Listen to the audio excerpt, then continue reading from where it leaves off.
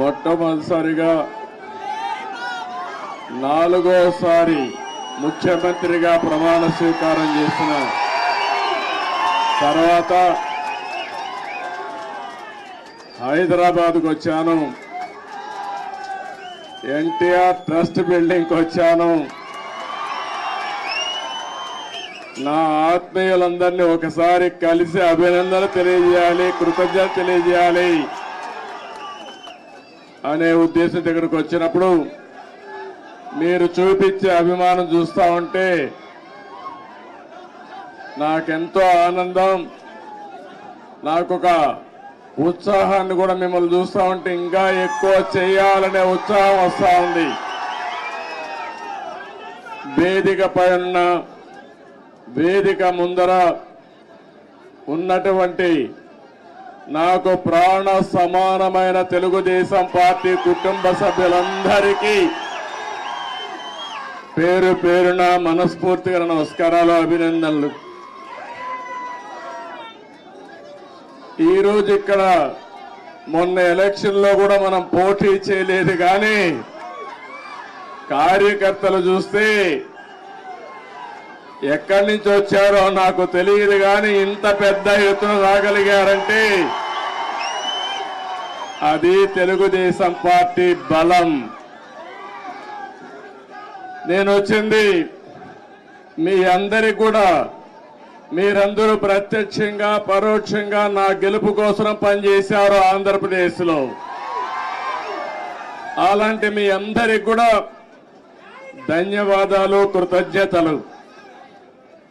ఒక్క విషయం మనం గుర్తుపెట్టుకోవాలి, మహానాయకుడు యుగ పురుషుడు నందమూరి తారక రామారావు గారు తెలుగుదేశం పార్టీ పెట్టింది ఈ గడ్డపైనే.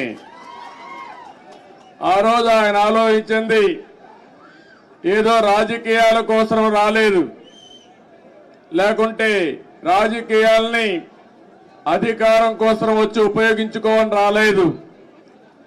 తెలుగు జాతికి అన్యాయం జరిగింది, నా జాతిని కాపాడుకోవాలని ఏకైక లక్ష్యంతో ఎన్టీ రామారావు గారు వచ్చారు.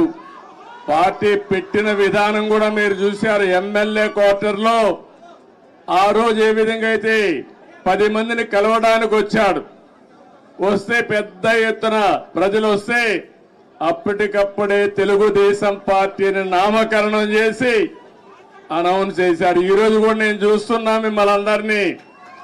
మిమ్మల్ని చూస్తా ఉంటే మళ్ళీ తెలంగాణ గడ్డ పైన తెలుగుదేశం పార్టీకి పూర్వ వైభవం వస్తుంది. అది స్పష్టంగా కనపడుస్తా ఉంది మీ ఉత్సాహం చూస్తా ఉంటే. ఒక్క విషయం మనందరం కూడా గుర్తుపెట్టుకోవాలి,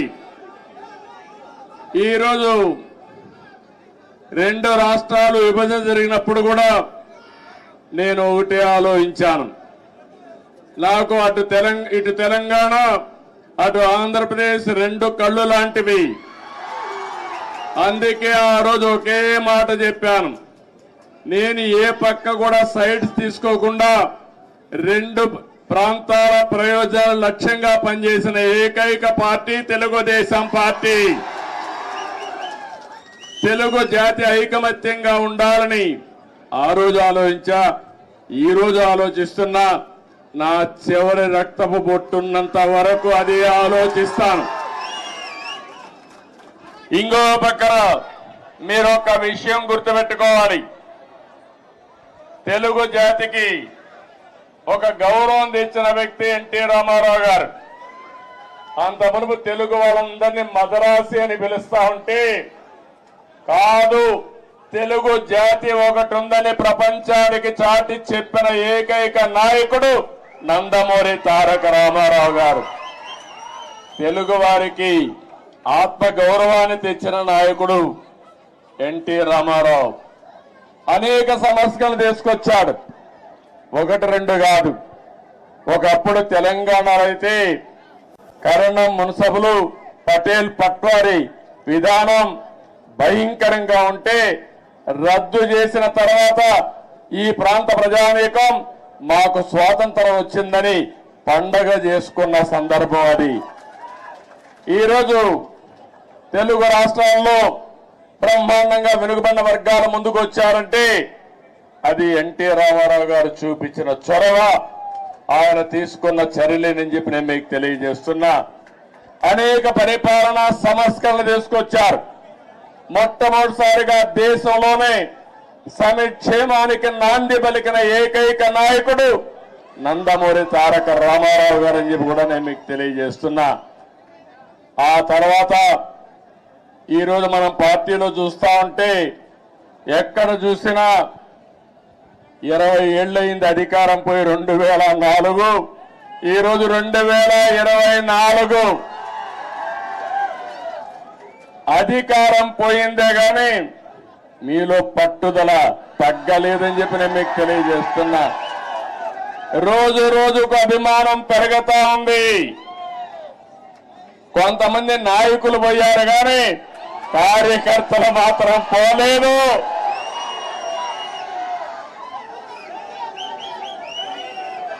తెలుగు జాతి ఉన్నంత వరకు తెలుగుదేశం పార్టీ జెండా రెపరెపలాడుతుంది. ఇది ఎవ్వరు కూడా తుడిచి పెట్టలేరు. ఏ విధంగా అయితే నందమూరి తారక రామారావు గారు తెలుగు జాతి ఉన్నంత వరకు తెలుగు వారి గుండెల్లో ఉంటారో అదే విధంగా తెలుగు జాతి ఉన్నంత వరకు పసుపు జెండా ఎగరతానే ఉంటుంది. అయితే ఈ సందర్భంగా మనం కొన్ని విషయాలు కూడా మాట్లాడుకోవాల్సిన అవసరం ఉంది. ఈరోజు మనం చూస్తే తెలుగు జాతి కూడా అనేక సంక్షోభాలు ఎదుర్కొంది. నేను కూడా తెలుగుదేశం పార్టీ నాయకులు కార్యకర్తలు కూడా అనేక సంక్షోభాలు ఎదుర్కొన్నాం. కానీ ప్రతి ఒక్క సంక్షోభాన్ని ఒక అవకాశంగా మలుచుకుని తిరుగులేని శక్తిగా తెలుగుదేశం పార్టీ ఎదుగుతూనే వచ్చింది. భవిష్యత్తులో కూడా ముందుకు పోతాదని చెప్పి నేను మీకు తెలియజేస్తున్నా. నన్ను జైల్లో పెట్టారు ఏ కారణం లేకుండా. కానీ ఆ రోజు హైదరాబాద్ లో మీరు చూపించిన చొరవ నా జీవితంలో ఎప్పుడూ మర్చిపోలేను. ఇప్పుడు సెంటర్ లో గాని అదే మాదిరిగా గచ్చిబౌలిలో మీటింగ్ పెడితే రెచ్చిపోయిన ఉత్సాహంతో నాయకులు లేకపోయినా మేమే నాయకులని చెప్పి లక్షల మంది వచ్చారంటే అది నా జీవితంలో ఎప్పుడూ జైల్లో ఉండి చూసి నేను చేసిన పనికి నేను చేసిన అభివృద్ధి గుర్తుపెట్టుకుని నాకు సంఘీభావాన్ని తెలియజేశారంటే ఆ రోజే నేను అనుకున్నా నా జన్మ చరితార్థకమని. ఇక్కడే కాదు ప్రపంచం మొత్తం అన్ని 70-80 దేశాలు, ఆ దేశాల పేర్లు కూడా నాకు తెలియవు కానీ తెలుగువారు అక్కడికి వెళ్లి 53 రోజులు రోడ్డెక్కి నిరసనలు తెలియజేశారు. ఇది మరిచిపోలేని అనుభవం అని చెప్పి నేను మీకు తెలియజేస్తున్నా. ఈ సందర్భంగా మనందరం ఒకటే గుర్తుపెట్టుకోవాలి. ఈరోజు రాష్ట్రంలో తెలుగు జాతి ఎన్టీ రామారావు గారిని ఎప్పుడూ మరిచిపోలేరు. అదే సమయంలో ఈ దేశానికి ఒక దిశ చూపించిన వ్యక్తి పివి నరసింహారావు గారు అని చెప్పి కూడా నేను మీకు తెలియజేస్తున్నా. ఆర్థిక సంస్కరణలు 1991లో పివి నరసింహారావు గారు మొట్టమొదటిసారిగా అమలు చేశారు. అప్పటి నుంచి ఈ దేశంలో సంపద సృష్టించడం సులభమైంది. అలాంటి ఇద్దరు నాయకులు ఈ గడ్డ మీద పుట్టడం తెలుగు వారి అదృష్టం అని చెప్పి మరొకసారి తెలియజేస్తున్నా. ఎంతో మంది నాయకులు పోరాడారు, ఎన్నో త్యాగాలు చేశారు. కానీ ఇటీవల కాలంలో ఈ ఇద్దరు నాయకుల యొక్క సమాజం హితం కోసం చేసిన పనులు మనం ఎప్పుడు మర్చిపోలేమని చెప్పి తెలియజేసుకుంటున్నారు. ఇంకో పక్క రాజకీయం అంటే సొంత వ్యాపారాలు చేసుకోవడం కాదు, భావోద్వేగాలు రెచ్చగొట్టడం కాదు, ప్రజల జీవితాల్లో వెలుగు చూపించగలిగింది నిజమైన రాజకీయం అని చెప్పి కూడా నేను మీకు తెలియజేస్తున్నా. మీరు ఒక్కసారి ఆలోచిస్తే తెలుగుదేశం ముందు, తెలుగుదేశం తర్వాత తెలుగు వారి చరిత్ర రాయాలంటే చాలా సులభంగా రాసే అవకాశం ఉంటుంది. ఇప్పుడు హైదరాబాద్ని మీరు చూస్తున్నారు. 95 ముందు ఒక్కసారి మీరు ఆలోచించుకోండి. జూబ్లీ హిల్స్ ఇదే డెడ్ ఎండ్. ఇప్పుడు చాలా మంది మిత్రులు పత్రికా విలేకరులు వచ్చారు. వీళ్ళందరూ కూడా ఎంతో ఉత్సాహంగా నాకు స్వాగతం పలికారు. ఆ రోజుటి నుంచి ఈ రోజుటి నుంచి ప్రత్యక్ష సాక్షులు రాయడానికి పత్రికా విలేకరులందరూ ఆ రోజు నేను ఒకటే ఆలోచించాను, తెలుగు వాడికి సత్తా ఉంది, అభివృద్ధి చేసి చూపిస్తామని మొట్టమొదటిసారిగా హైటెక్ సిటీతో ప్రారంభించి నిన్న కూడా ఫ్లైట్ లో వస్తా ఉంటే చూశాను హైటెక్ సిటీని. ఎంత ఆనందం కలిగిందంటే ఒక్క హైటెక్ సిటీతో ప్రారంభించిన అభివృద్ధి ఈరోజు తెలంగాణ, హైదరాబాద్ భారతదేశంలో నెంబర్ 1 అయిందంటే అది తెలుగుదేశం పార్టీ ఆ రోజు చేసిన కృషి, చూపించిన చొరవ. ఏ రాజకీయ నాయకుడికైనా ఏ పార్టీకైనా దీనికంటే కూడా ఏ తృప్తి ఉండదని చెప్పి నేను మీకు తెలియజేస్తున్నా. ఆ రోజు చాలా మంది అన్నారు ఔటర్ రింగ్ రోడ్డు 8 లేనేస్తానన్నాను. ఇప్పుడు మీరందరూ కూడా మర్చిపోవచ్చు, కొంతమంది గుర్తుండకపోవచ్చు. కానీ నా మనస్సాక్షిగా ఆలోచించినప్పుడు నేను చేసిన పని నా మనసుకు ఆహ్లాదం ఇస్తుంది, ఆనందాన్ని ఇస్తుంది, తృప్తిని ఇస్తుంది అని చెప్పి కూడా నేను మీకు తెలియజేస్తున్నా. ఒక ఎయిర్పోర్ట్ కానీ ఇవన్నీ కూడా ఆ రోజు దూరదృష్టితో ఆలోచించి మనం చేశాం. నాలెడ్జ్ ఎకానమీకి నాంది పలికాం. చాలా మంది నాలెడ్జ్ ఎకానమీ అంటే ఎక్కడన్నారు, దానికి చిరునామాగా హైదరాబాద్ తయారు చేసిన ఘనత, ప్రారంభించిన ఘనత తెలుగుదేశం పార్టీది. అదే సమయంలో ఆ తర్వాత వచ్చిన అన్ని రాజకీయ పార్టీలను అభినందిస్తున్నా. కాంగ్రెస్ పార్టీని ఆ తర్వాత 10 ఏళ్లు ఉన్నారు, 3 ముఖ్యమంత్రులు వచ్చారు, ఎవరు కూడా చెడగొట్టల. తర్వాత టీఆర్ఎస్ వచ్చింది, 10 ఏళ్లు ఉన్నారు, వాళ్ళు కూడా చెడగొట్టల. ఇప్పుడు మళ్ళా కాంగ్రెస్ వచ్చింది, రేవంత్ రెడ్డి గారు ముఖ్యమంత్రి అయ్యారు, మళ్ళా అభివృద్ధిని ముందుకు తీసుకుపోతున్నారు. అందుకే నేను నిన్న కూడా నేను ముఖ్యమంత్రి అవుతానే నేనే లెటర్ రాశాను రేవంత్ రెడ్డి గారికి, గౌరవ ముఖ్యమంత్రి గారికి. 2 రాష్ట్రాల మధ్య కొన్ని సమస్యలు ఉన్నాయి, ఈ సమస్యల్ని పరిష్కారం చేద్దాం, నేను వచ్చి మిమ్మల్ని కలుస్తానని నేనే చొరవ తీసుకున్నాను. దానికి తెలంగాణ ముఖ్యమంత్రి సానుకూలంగా స్పందించారు. అందుకు ఈ సభ ద్వారా కూడా మనస్ఫూర్తిగా ధన్యవాదాలు తెలియజేస్తున్నాను.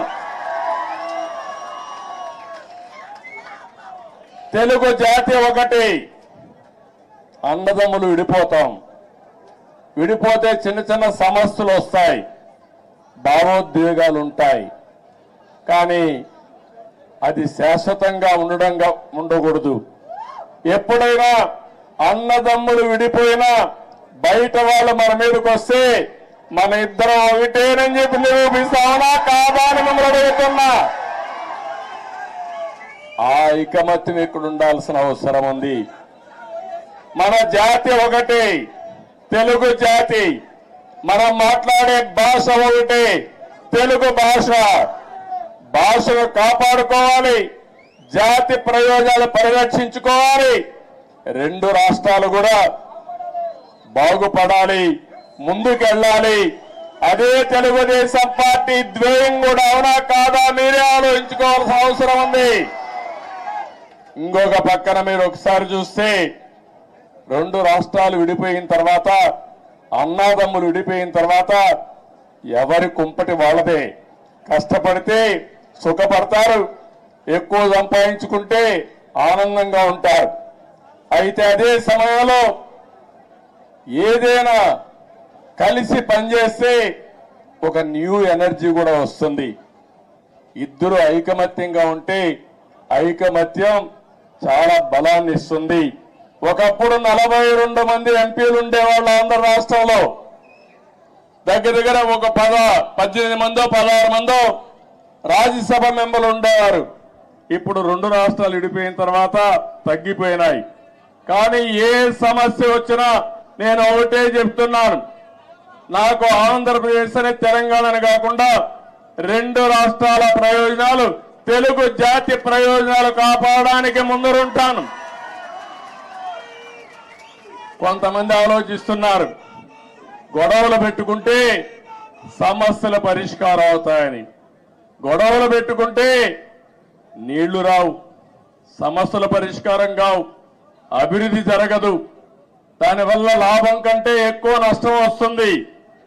ఆ విధంగా కాకుండా ఎక్కడికక్కడ సానుకూలంగా చర్చల ద్వారా ఏదైనా సమస్యలుంటే పరిష్కారం చేసుకుని ముందుకు పోవడంలో 2 రాష్ట్రాలు కూడా ముందుకు పోవాల్సిన అవసరం ఉంది.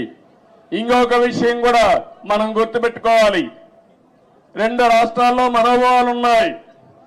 ఒకప్పుడు సమైక్య ఆంధ్రప్రదేశ్ లో కూడా తెలంగాణలో ఒక మనోభావాలు ఉండేటివి, రాయలసీమలో ఇంకొక విధంగా ఆలోచించేవాళ్ళు, ఉత్తరాంధ్ర ప్రజానీకం ఒక విధంగా ఆలోచించేవాళ్ళు. దానికి కారణం ఎక్కడికక్కడ సమస్యలు, అక్కడుండే ప్రత్యేకమైన పరిస్థితులు ఉంటాయి. కానీ ఈ రోజు కూడా సమస్యలు ఉంటాయి, మనోభావాలు ఉంటాయి. అందరి మనోభావాలు గౌరవిస్తూనే ఎక్కడికక్కడ ఐకమత్యంగా పోయి ఇచ్చిపుచ్చుకునే ధోరణిలో సమస్యలు పరిష్కారం చేసుకోగలిగితే దానికంటే ఇంకొకటి ఉండదని చెప్పడం కూడా నేను మీకు తెలియజేస్తున్నా. ఇంకొక విషయం కూడా ఇక్కడ కూడా మీరు చూస్తున్నారు, ఈరోజు ఇక్కడ కాంగ్రెస్ ప్రభుత్వం ఉంది, ఆంధ్రప్రదేశ్ లో ఎన్డీఏ ప్రభుత్వం ఉంది. 2 ప్రభుత్వాలు ఇవి. అలాంటప్పుడు ఒకరికో ఒక ఆలోచనలు ఉంటాయి, సిద్ధాంతపరంగా కొన్ని ఆలోచనలు ఉంటాయి.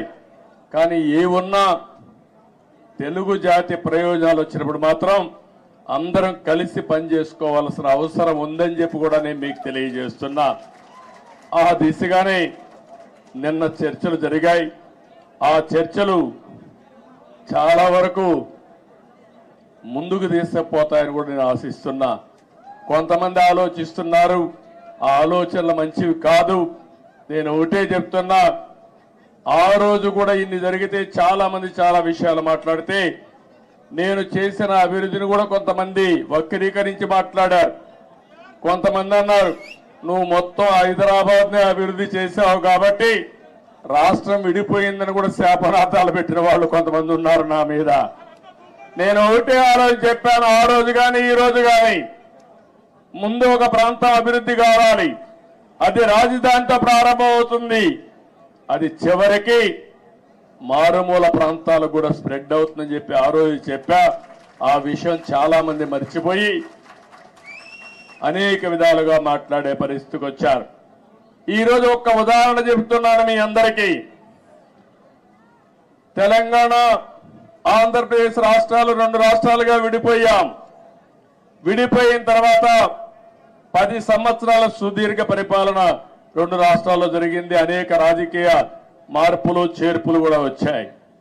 మీరు చూస్తే నేను ముఖ్యమంత్రి అయినప్పుడు మొట్టమొదటిసారిగా 2014లో రాష్ట్రం విడిపోయినప్పుడు తెలంగాణ ఆంధ్రప్రదేశ్ తలసరి ఆదాయం 35% వ్యత్యాసం.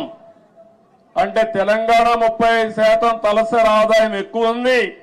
దానికి కారణం హైదరాబాద్ నగరం. అయితే నేను బాగా కష్టపడి 2019 నుంచి 24 వరకు కష్టపడితే, 14 నుంచి 19 వరకు కష్టపడితే ఆ వ్యత్యాసాన్ని 27.5%కి తగ్గించాను. అంటే 35 నుంచి 27.5 అంటే 7.5%కి తగ్గింది. మళ్ళా ఒక ప్రభుత్వం వచ్చింది, విధ్వంస ప్రభుత్వం వచ్చింది. 5 ఏళ్లు ఇష్టానుసారంగా చేశారు. ఈ రోజు ఎంతవరకు పోయిందంటే 44% పెరిగిపోయింది. అంటే మీరందరూ గుర్తుపెట్టుకోవాలి, కొండ వాళ్ళందరూ కూడా, విభజన వల్ల జరిగిన నష్టం కంటే పాలన వల్ల 5 సంవత్సరాలు అక్కడ నష్టం జరిగే పరిస్థితి వచ్చింది. అదే ఈసారి రాకపోయింటే తెలంగాణకు ఆంధ్ర రాష్ట్రానికి 100% వ్యత్యాసం వచ్చేసేది. కానీ ఒకటే నేను కోరుకుంటున్నా, తెలంగాణ ఒక స్థాయికి వచ్చింది. దేశంలోనే మీరు ఒక్కసారి ఆలోచిస్తే హైయెస్ట్ పర్ క్యాపిటల్ ఇన్కమ్ ఉండే రాష్ట్రం తెలంగాణ రాష్ట్రం. పెద్ద రాష్ట్రాల్లో 3,08,732 రూపాయలు తలసరి ఆదాయం గుజరాత్ కంటే ఎక్కువైంది, మహారాష్ట్ర కంటే ఎక్కువైంది, కర్ణాటక కంటే ఎక్కువయ్యే పరిస్థితి వచ్చింది. ఇప్పుడు ఆంధ్రప్రదేశ్ చూస్తే 2,19,518. ఏదైతే ఈరోజు నేను ఒకటే ఆశిస్తున్నాను, తెలంగాణ ఒక మంచి బేస్ వచ్చింది. దీన్ని నెక్స్ట్ లెవెల్కు తీసుకుపోవడానికి ఇక్కడ పాలకులకు అవకాశం ఉంది. ఆంధ్రప్రదేశ్ ఇబ్బందుల్లో ఉంది. కానీ నేను ఒకటే చెప్పాను, ఇబ్బందులు అధిగమించి మళ్ళీ ఆంధ్రప్రదేశ్ ను కూడా గట్టెక్కించే బాధ్యత, అభివృద్ధి చేసే బాధ్యత నేను తీసుకుంటానని చెప్పి కూడా నేను మీకు తెలియజేస్తున్నా. నా ఆలోచన ఒకటే, ఒక్క విషయం మీరందరూ గుర్తుపెట్టుకోవాలి. నేను పదే పదే చెప్తున్నాను, కొంతమందికి నమ్మకాలు ఉండవు. నేను ఎప్పుడో తయారు చేశాను విజన్ 2020 అని. కొంతమంది అన్నారు ఇది ఎక్కడ విజన్, ఇది 420 అని కూడా మాట్లాడారు. కొంతమంది కంప్యూటర్, నేను సెల్ ఫోన్స్ గురించి మాట్లాడితే సెల్ ఫోన్ తిండి పెడుతుందని కూడా మాట్లాడారు. ఇక్కడే నేను హైదరాబాద్ లో ఖైరతాబాద్ రోడ్లన్నీ వెడల్పు చేశాను. వెడల్పు చేస్తే చేయకూడదని అడ్డం పడ్డారు. ప్రజలు ఒప్పుకున్నా, నాయకులు ఒప్పుకోలేదు ఆ రోజుల్లో. కానీ అవన్నీ నేను పట్టించుకోలేదు, ముందుకెళ్ళాం. ఈరోజు మళ్ళా మీ అందరికీ ఒకటే చెప్తున్నాను, 2047కి భారతదేశం ప్రపంచంలోనే నెంబర్ 1 గా గాని ఉంటుంది. వికసిత్ భారత్. నరేంద్ర మోడీ గారు మాట్లాడుతున్నారు. నేను ఆలోచించేది, ఈ వికసిత్ భారత్ లో నెంబర్ 1 కమ్యూనిటీ ఏదంటే తెలంగాణ, ఆంధ్ర రాష్ట్రంలో ఉండే తెలుగు జాతి ఉండాలి. ప్రపంచంలో భారతీయులు నెంబర్ 1 గా ఉంటారు. అందులో 30-35% తెలుగు వాడు ఉండాలని నేను ఆలోచిస్తున్నా. ఒకప్పుడు చాలా మంది అన్నారు ఎట్ట సాధ్యం అన్నారు. హైటెక్ సిటీ కట్టినప్పుడు కంప్యూటర్ తిండి పెడుతుందని మాట్లాడిన వాళ్ళు ఇప్పుడు వాళ్ళకి తిండి కూడా వాళ్ళ పిల్లలు నేను పెట్టిన ఐటీ ద్వారా సంపాదించిన డబ్బుల ద్వారానే పెడుతున్నారు. అందుకని ఈరోజు నేను మిమ్మల్ని కోరేది, నిన్నే మీరు చూశారు, నేను ఎప్పుడు కూడా తెలుగు వారిని ఒక గ్లోబల్ సిటిజన్స్ గా తయారు చేయాలనుకున్నాను. ఆ రోజు ఇక్కడ హైదరాబాద్ లో పనిచేస్తా ఉంటే, పనిచేసే రోజుల్లో నేను చెప్పేవాడిని, మీరు జాబ్ వర్క్ చేస్తున్నారు, అమెరికాలో డేటా పంపిస్తే డేటా ఎంట్రీ చేయడానికి పరిమితం అవుతున్నారు. ఒక్కొక్కసారి అమెరికాలో వేరే దేశాల్లో ఇంగ్లీష్ మాట్లాడే విధానం మన వాళ్ళకి అర్థమయ్యేది కాదు. మన వాళ్ళు ఇంగ్లీష్ చెప్తే వాళ్ళకి అర్థమయ్యేది కాదు. అప్పుడే బ్రిటన్ నుంచి లెక్చరర్స్ తీసుకొచ్చి ప్రత్యేకమైన ట్రైనింగ్ ఇప్పించి ప్రొనౌన్సియేషన్ ఇవన్నీ నేర్పించారంటే అది నాకున్న పట్టుదల ఆ రోజుట్లోనే. అక్కడి నుంచి ఒక మాట చెప్పాను, మీరు ఉద్యోగం చేస్తున్న, ఇప్పుడు జాబ్ వర్క్ చేస్తున్నారు, అది కాదు ప్రోడక్ట్లు తయారు చేయాలి, ఐటీలు ఆ రోజు చెప్పాను. అప్పుడు ఆ ఆలోచన కొద్దిగా వచ్చారు. ఇంకో పక్క నేను ఒక మాట చెప్పాను, మీరు ఉద్యోగాలు చేయడం కాదు, మీరు ఉద్యోగాలు ఇచ్చే పరిస్థితి రావాలని చెప్పాను. ఈరోజు తెలుగు జాతి ఉద్యోగ కల్పన, ఉద్యోగాలు ఇచ్చే పరిస్థితి ఉంది. ఇక్కడే కాదు, ప్రపంచం మొత్తం కూడా కంపెనీలు పెట్టి ఉద్యోగాలు ఇస్తున్నారు.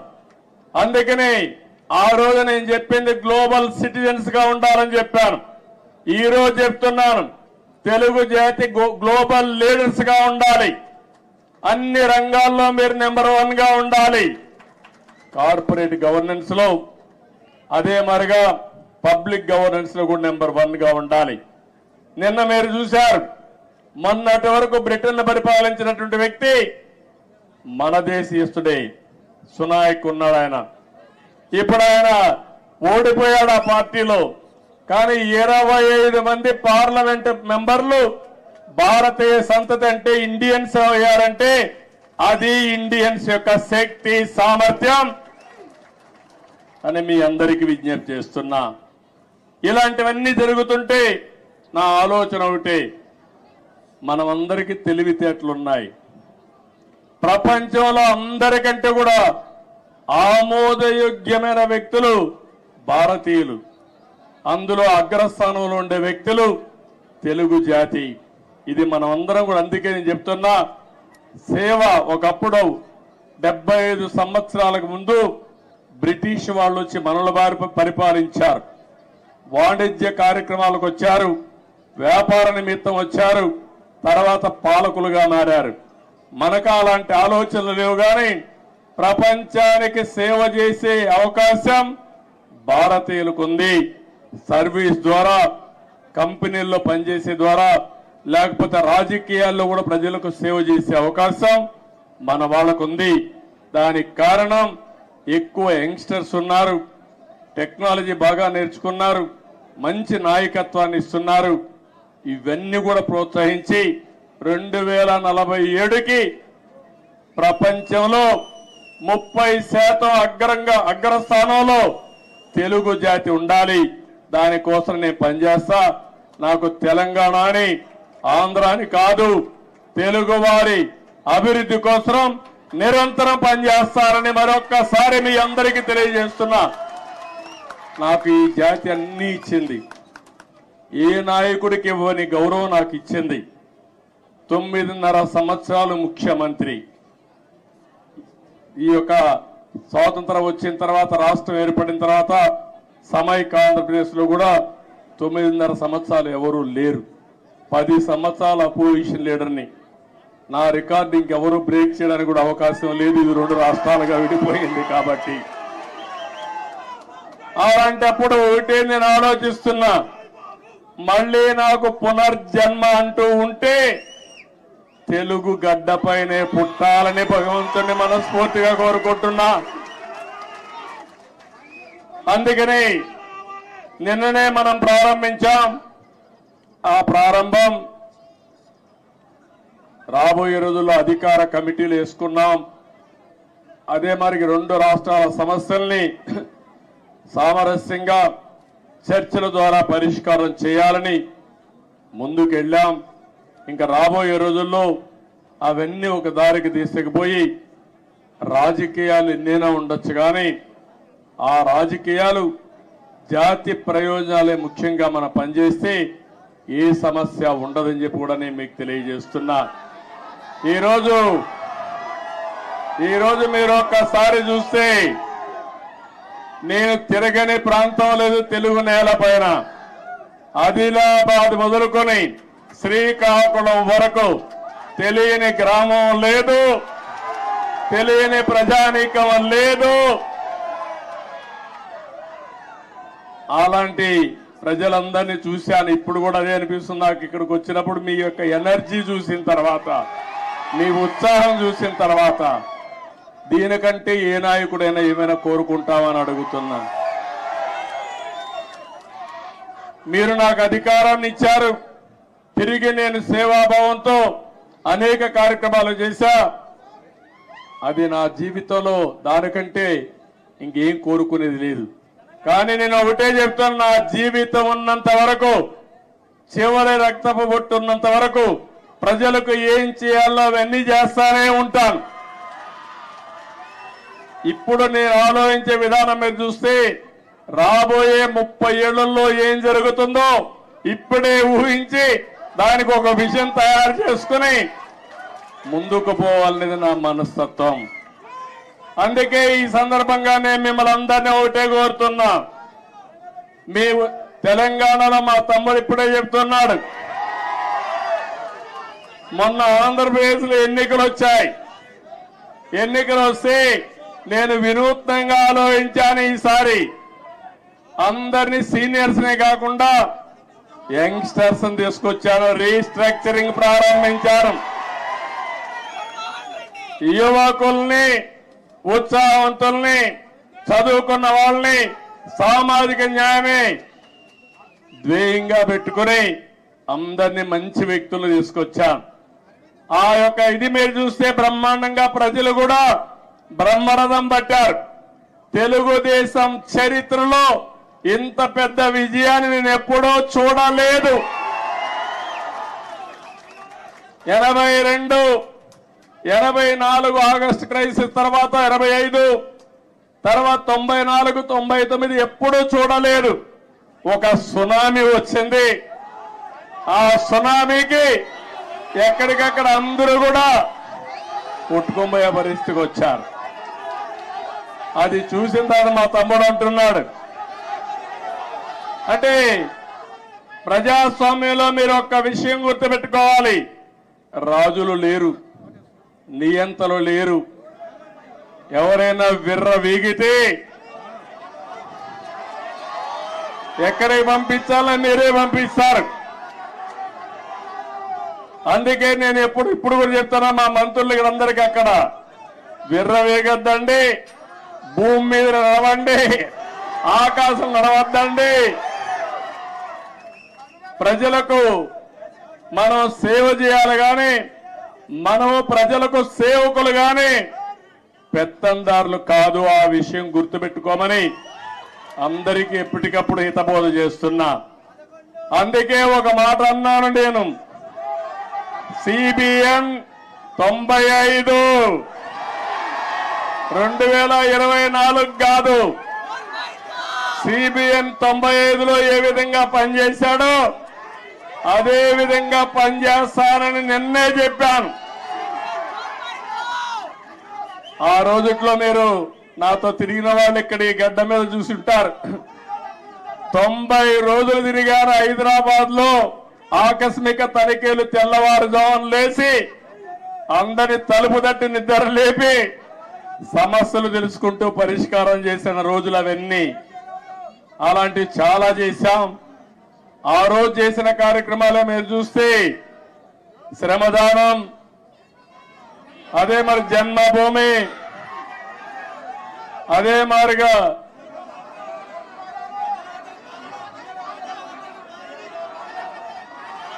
ఒకటి రెండు కాదు, నేను చేసిన ప్రోగ్రాలు మీరే ఎక్కువగా మాట్లాడుతున్నారు.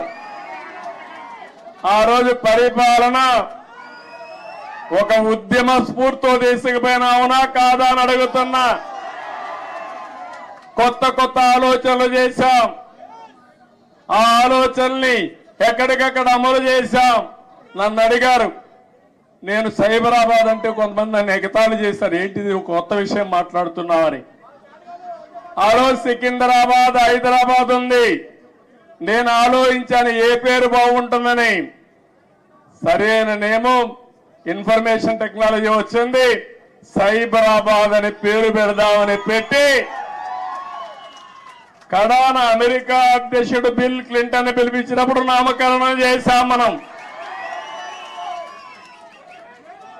మన టెక్నాలజీ ఆయన చూసి ఆ రోజుల్లోనే ఆశ్చర్యపోయాడు, ఒక హైదరాబాద్ లో టెక్నాలజీ ఇంత అడాప్ట్ చేసుకున్నారని. అది నా స్వార్థం కోసమో కొంతమంది స్వార్థం కోసం కాదు, జాతి ప్రయోజనాల కోసం మనం చేయడం జరిగింది. ఇక్కడుండే నాయకులందరికీ మీ అందరికీ ఒకటే చెప్తున్నాను, 20 ఏళ్లుగా అపోజిషన్ లో ఉన్నాం. తెలంగాణలో కూడా తెలుగుదేశం పార్టీ ఉండాలనా లేదా అని మిమ్మల్ని అడుగుతున్నా.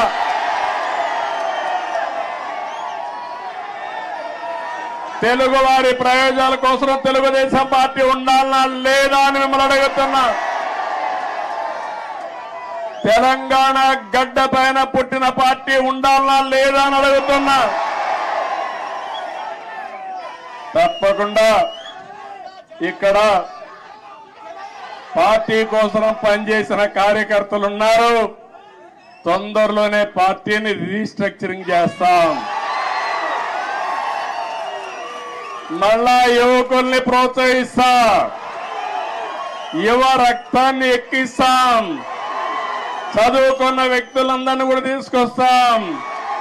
నేను ముందే విధంగా అయితే ఆలోచించానో ఇప్పుడు టెక్నాలజీ కూడా వచ్చింది కాబట్టి ఆంధ్రప్రదేశ్ ఒక విధానం, తెలంగాణ ఇంకొక విధానంతో ఆలోచించి ప్రత్యేకమైన శ్రద్ధ పెట్టి ఒక మంచి పార్టీని అభివృద్ధి చేద్దాం. ఇక్కడ తెలుగుదేశం పార్టీకి ఒక ప్రత్యేకత ఉంది. అధికారం ఉన్నా ప్రతిపక్షంలో ఉన్నా ఎప్పుడూ ప్రజాపక్షంలోనే మనం ఉంటాం. ఈరోజు ఎన్టీ రామారావు ఎన్టీఆర్ ట్రస్ట్ బిల్డింగ్ ఇది. మీరు పక్కన చూస్తే బ్లడ్ బ్యాంక్ ఉంది. భువనేశ్వరి గారి నాయకత్వంలో స్కూల్స్ పెట్టాం. ఆ రోజు నేను పెట్టిన తర్వాత, నేను రాజకీయాల్లో యాక్టివ్ అయిన తర్వాత ఆ మేనేజ్మెంట్ ని ఆవిడ చూస్తా ఉంది. ఇంకో పక్క బసవతారకం క్యాన్సర్ హాస్పిటల్ ఈ రోడ్లోనే ఉంది. అది మన నాయకుడి కళ. ఆ రోజు ఆయన ఆలోచించాడు, ఎవరైతే మా అత్తగారు క్యాన్సర్ తో చనిపోతే ఇంకొకరి మారిగా చనిపోకూడదని ఆలోచించి క్యాన్సర్ హాస్పిటల్ ప్రారంభించాడు. చేయాలని ఆలోచన వచ్చింది. తర్వాత నేను ముఖ్యమంత్రి అయిన తర్వాత దాన్ని అభివృద్ధి చేశాను. ఇప్పుడు బాలకృష్ణ గారి ఆధ్వర్యంలో బసవతారకం క్యాన్సర్ హాస్పిటల్ ఈ ప్రాంతంలో ఎనలేని సేవలు అందిస్తున్నారు. ఒక ఇన్స్టిట్యూషన్ పెడితే ఎప్పుడు కూడా మీరు ఒక్కసారి గుర్తుపెట్టుకోండి, తెలుగుదేశం పార్టీ ఒకే ఆలోచన.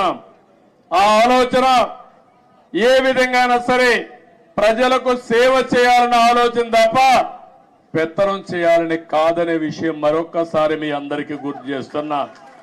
అది ట్రస్ట్ కావచ్చు, రాజకీయ పార్టీ కావచ్చు, ఇవన్నీ కూడా ఆలోచిస్తాం. నేను కూడా పార్టీని రీస్ట్రక్చరింగ్ చేస్తాం. యువకుల్ని ప్రోత్సహిస్తా, ఉత్సాహవంతుల్ని గౌరవిస్తా. మళ్ళీ ఇప్పుడు నేను వేసే ఫౌండేషన్ ఒక 30-40 సంవత్సరాల వరకు పనిచేసే సమర్థమైన నాయకత్వాన్ని తయారు చేసుకుందాం. పార్టీని ముందుకు తీసుకుపోదాం. ఈ సందర్భంలో మీరు చూశారు, ఆంధ్రప్రదేశ్ రాష్ట్రంలో కూడా నేను ఎన్ని ఇబ్బందులున్నా పవన్ కళ్యాణ్ గారు కూడా ముందుకొచ్చి ప్రభుత్వం వ్యతిరేక ఓటు చీలకూడదు, అందరం కలిసి ఒకటిగా ఉందామని నాంది పలికి నేను జైల్లో ఉన్నప్పుడు బేషరత్తుగా వచ్చి తెలుగుదేశం పార్టీతో పొత్తు పెట్టుకుంటామని చెప్పి పొత్తు పెట్టుకున్న వ్యక్తి పవన్ కళ్యాణ్ గారు అని చెప్పి కూడా నేను మీకు తెలియజేస్తున్నా. ఆ తర్వాత బీజేపీ కూడా ముందుకొచ్చి ముగ్గురం కలవాలి, ఆ రాష్ట్రాన్ని పునర్నిర్మాణం చేయాలని చెప్పి ఆలోచించాం. ఇవన్నీ కలయికలు బాగా పనిచేశాయి. అన్నింటికంటే యువగళం బాగా క్లిక్ అయింది. నిజం గెలవాలి కూడా బాగా మహిళల్లోకి వెళ్ళింది. ఒకటి కాదు, అన్ని కార్యక్రమాలు కూడా 1 by 1 బ్రహ్మాండంగా పనిచేశాయి. కడాల నేను ఒక మాట చెప్పాలి, తెలంగాణ నుంచి ఎన్నికల ముందు రోజైతే 60-70 ట్రైన్లు వచ్చాయి. మామూలు కాదు, ఒక్కొక్క ట్రైన్ ఫుల్ గా వచ్చారు. ఏసీ ట్రైన్ లో పట్టరాని విధంగా మనుషులందరి దగ్గర ఒకసారి ఏసీ గాని ఆఫ్ అయిపోతే సఫకేషన్ వస్తే ఏమవుతుందో తెలియదు. అది కూడా పట్టించుకోకుండా ఎట్టి పరిస్థితుల్లో మేము ఓటు వేయాలని ఊరు ఊరు కదిలొచ్చారు. కొంతమంది ఇక్కడ ఈ ప్రాంతం నుంచి పేదవాళ్ళు, చిన్న చిన్న పనులు చేసుకునేవాళ్ళు, వంట తయారు చేసుకుని క్యారియర్ పట్టుకొని వచ్చి ఓటేసి మళ్ళా తిరిగి వచ్చారంటే ఏ విధంగా వాళ్ళు రుణం తీర్చుకోవాలో నాకైతే అర్థం కావడం లేదు. చాలా మంది ఎన్ఆర్ఐలు అమెరికా నుంచి, ఆస్ట్రేలియా నుంచి, ఆఫ్రికా నుంచి, వివిధ దేశాల నుంచి లక్షల రూపాయలు ఖర్చు పెట్టుకుని ఒక ఓటేసిపోయారంటే, కొన్ని నెలలు ఇక్కడే ఉండి గ్రామాల్లో తిరిగి పనిచేశారంటే వాళ్ళందరి రుణం తీర్చుకోవాల్సిన అవసరం ఉంది. అందరి కలయిక, అందరూ కలిసి పనిచేయడమే. మొన్న రాష్ట్ర ఎన్నికల్లో ఒక సునామీ వచ్చింది. ఈ సునామీ మా తమ్ముళ్ళు చెప్పినట్టు సైకోనే కాదు, అక్కడ భూతం ఉంది. నేను ఎవరిని రమ్మని అడిగితే వాళ్ళు అంటున్నారు మీరు బాగానే ఉంది, మీ మీద మాకు నమ్మకం ఉంది, మీకు ట్రాక్ రికార్డు ఉంది, కానీ మీ రాష్ట్రంలో ఒక భూతం ఉంది. ఒకవేళ వస్తే మళ్ళీ మీ ప్రజలు ఎప్పుడైనా ఆలోచిస్తే మళ్ళా ఆ భూతం ముందుకు వస్తే మేమేమవుతామని అడిగే పరిస్థితికి వస్తున్నారు. నేను చెప్పాను ఆ భూతాన్ని పూర్తిగా భూస్థాపితం చేసే బాధ్యత తీసుకుంటాం. రాష్ట్ర ప్రయోజనాలే ధ్యేయంగా పనిచేస్తాం. ఆ రాష్ట్రంలో మీరు చూస్తే రాజకీయాల్లో అర్హత లేని వ్యక్తులు రాజకీయాల్లోకి వస్తే ఏం జరుగుతుందో దానికి నిదర్శనం మొన్న 5 సంవత్సరాలు.